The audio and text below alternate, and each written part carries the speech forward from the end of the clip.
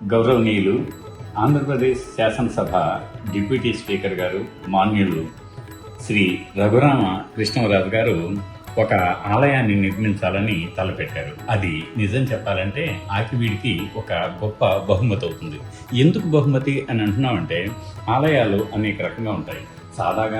సాదా సీదాగాను కొద్ది అలంకారాలతోనూ ఉంటాయి. కానీ వారి ఆలోచన ఎలా ఉందంటే, మొట్టమొదటి వారు ఇది ఇలా గుడి కావాలి అని అన్నప్పుడే నాకు గుడి మామూలుగా కాదు, ఉన్న దాంట్లో అత్యద్భుతంగా, రమణీయంగా, కమనీయంగా, వాస్తు శిల్ప విన్యాస వికాసానికి ప్రతీకగా ఉండాలి అని వారు మొదటిసారి మాకు అందువల్ల రాముల వారిని, ఆలయం రాముల వారిది కాబట్టి వారి పేరు కూడా రామ కాబట్టి, ఇంకా ఆకివీడు ఆ గ్రామానికి సంబంధించి మూడిటికి తారాఫలం చూస్తే మాకు అద్భుతమైనటువంటి సాధన తార వచ్చింది.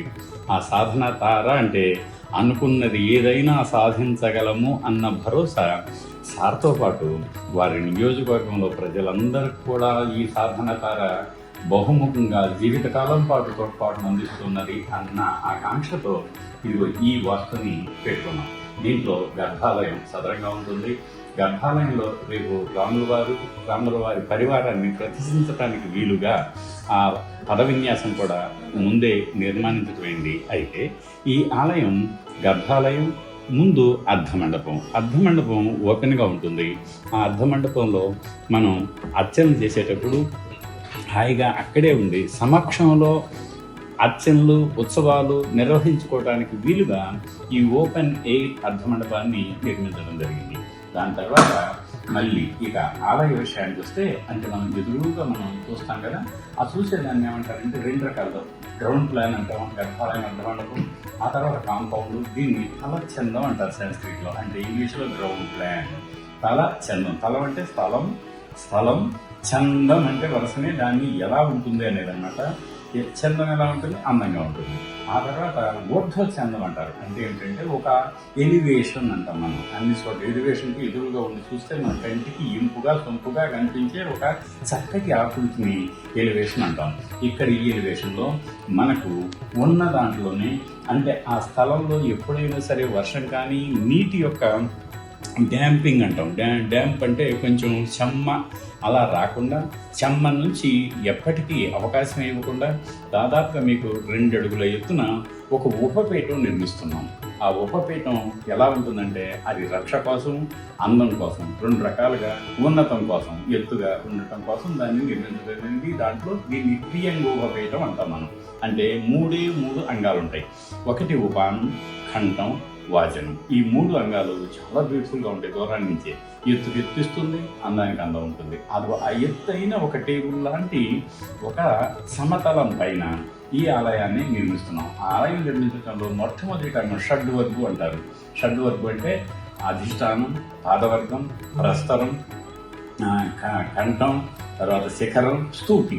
6. ఈ 6 అంగాలతో ఖచ్చితంగా వాస్తు శిల్ప ఆగమ శాస్త్రాల సమన్వయంతో ఈ పొందిక ఏర్పాటు చేయడం జరిగింది. వాటిలో ఈ ఉపపీఠం పైన వచ్చేదాన్ని అధిష్టానం అంటాం.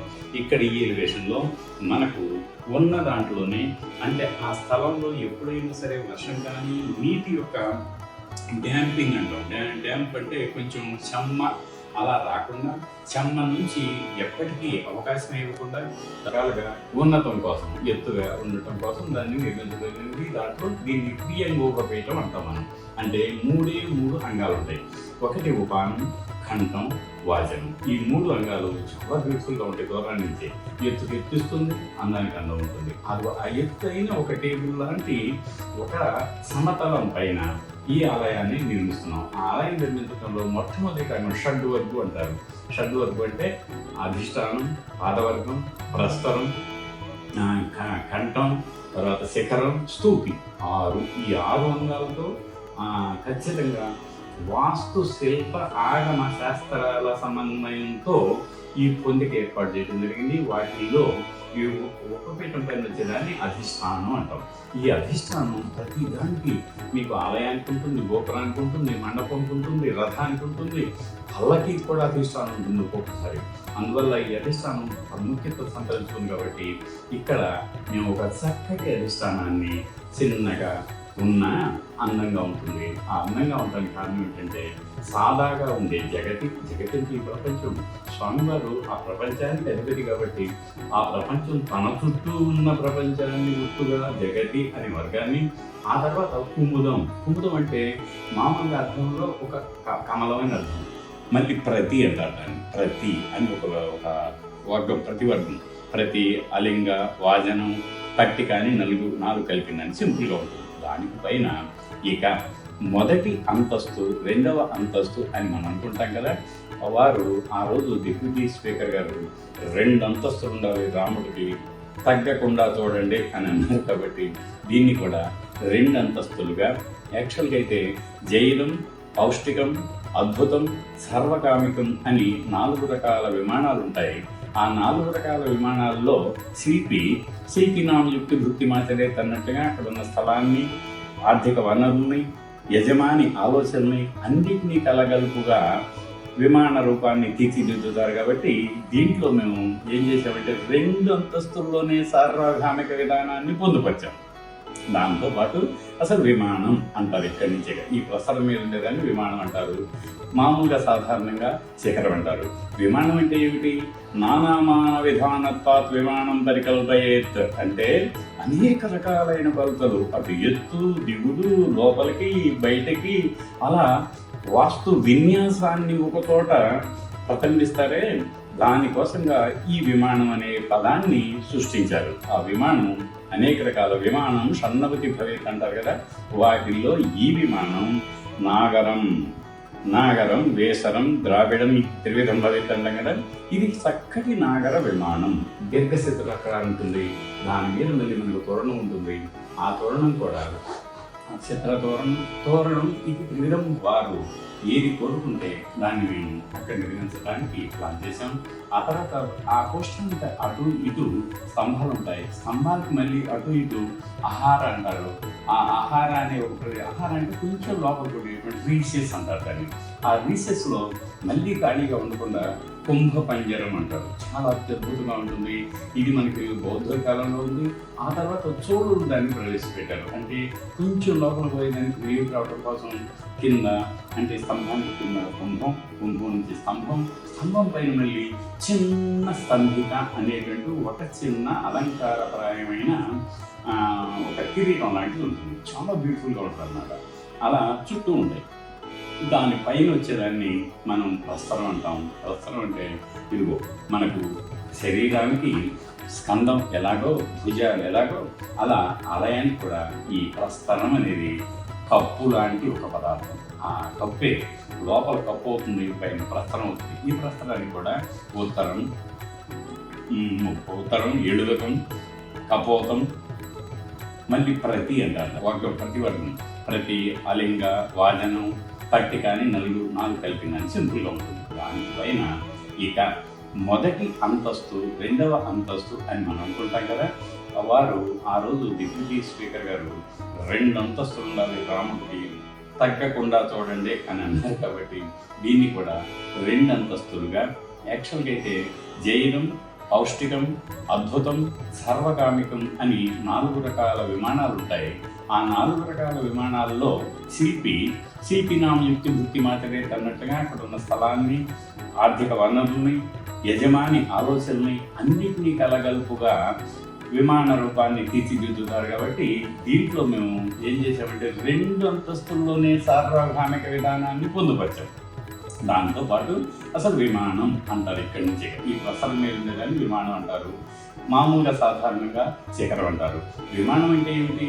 నానామాన విధానత్వాత్ విమానం పరికల్పయేత్ అంటే అనేక రకాలైన కొలతలు, అటు ఎత్తు, దిగుడు, లోపలికి బయటికి, అలా వాస్తు విన్యాసాన్ని ఒక చోట ప్రతిబింబిస్తారే, దానికోసంగా ఈ విమానం అనే పదాన్ని సృష్టించారు. ఆ విమానం అనేక రకాల విమానం షణ్ణవతి భవేత్ అంటారు కదా. వాటిల్లో ఈ విమానం నాగరం, వేసరం, ద్రావిడం త్రివిధం భవేత్ అంటాం కదా. ఇది చక్కటి నాగర విమానం. ఈ విమానంలో ఏమేమిటి అంటే కర్ణకోటం, పరస్పరం, మళ్ళీ పట్టిక, వేదిక, విమానకంఠం, శిఖరం, స్తూపి. ఆ స్తూపిని మనం కలశం అంటాం, శిఖ అని కూడా అంటాం మన తల మీద. తలను శిఖరంతో పోలుస్తారు, శిఖను మన జుట్టు ఉంటుంది కదా దీంతో పోలుస్తారు కలశాన్ని. మకర తోరణ సమన్విత కీర్తిముఖ అలంకారిత అంటారు దాన్ని సంస్కృతిలో. అంటే మకర తోరణం ఉంటుంది, దానిపైన కీర్తిముఖం ఉంటుంది. కీర్తిముఖం అనేది అంటే ఒక రాక్షసుడు తాను కోరుకున్నా అంటే దేవుడు నీకంటే నేను పైన ఉండాలని, అది ఒక గమ్మత్తైనటువంటి కథ ఉంది. అంటే ఏమిటి, దేవుడు ఒకరోజు అన్నాడు ఎస్ నువ్వు నాకంటే పైనే ఉంటావు, కానీ విమానంలో ఒక అలంకారప్రాయంగా ఉంటావు అని చెప్పినటువంటి దాన్ని కూడా ఇక్కడ పొందించడం జరిగింది. ఇలా మనం అంటే సకల వాస్తు విన్యాస క్రమాన్నంతటినీ పొందించుకొని సార్వగామిక విమానాన్ని గర్భాలయ అర్ధమండప సహితం ఇక్కడ డిజైన్ చేయడం జరిగింది. మాన్యులు ఆ రోజు కోరుకున్నది ఏంటంటే మళ్ళీ దీనికంటూ ఒక రక్షణ ఉండాలి కదా అన్నారు. రక్షార్థం శోభార్థం చ ప్రాకారం ప్రకల్పయేత్ అని చెప్పారు. అంటే రక్ష కోసం శోభ కోసం ఈ రెండింటికి ప్రాకారం అనేది కావాలి అని అన్నారు. కాబట్టి ఈ ప్రాకారాన్ని ప్రస్తుతం మేము సాదాసీదాగా తయారు చేసాము. దీని మీద మనం అక్కడోటి అలంకారప్రాయంగా చిన్న శిఖరాలు అక్కడోటి అమర్చడం జరుగుతుంది. అప్పుడు దూరాన్ని నుంచి చూసేవారికి ఇది ఇంటికంటే భిన్నంగా కనిపిస్తుంది, ఇది మామూలు నిలయం కాదు కదా, దేవాలయం.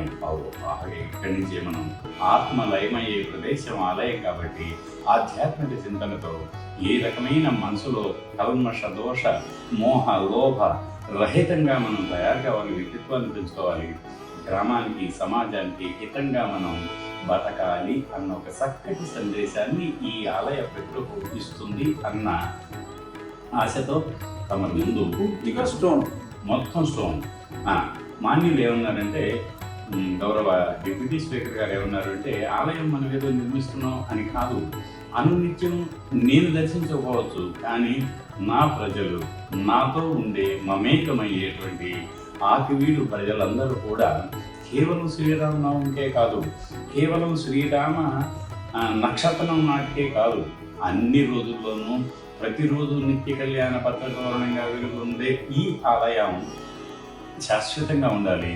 మనం సిమెంటు బ్రిక్తో తక్కువ ఖర్చుతో కట్టుకుంటే కేవలం 25-30 ఏళ్ళకి రిపేర్లు వస్తుంది. కాబట్టి అలా కాదు, శాశ్వతంగా ఉండాలి. రాయి ఎంతకాలం ఉంటుంది అని అడిగారు సార్.